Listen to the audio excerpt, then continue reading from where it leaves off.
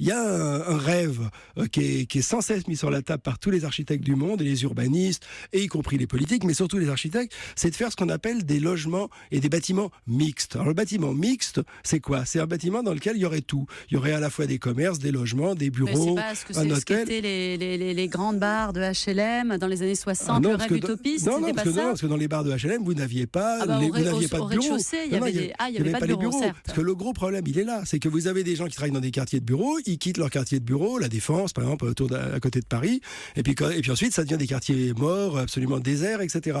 La question est de savoir comment arriver à faire que, au même endroit, vous ayez les deux. C'est horriblement compliqué pour des raisons de réglementation, parce que c'est très difficile de passer d'un espace privé à un espace public, puis à un espace privé. La réglementation, vous savez, on dit toujours, ce qui fait la forme d'un bâtiment, par exemple, c'est le rayon de courbure de la voiture des pompiers.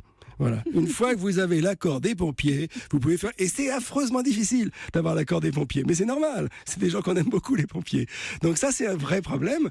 Et donc, c'est beaucoup de réglementations qui gênent l'évolution des choses.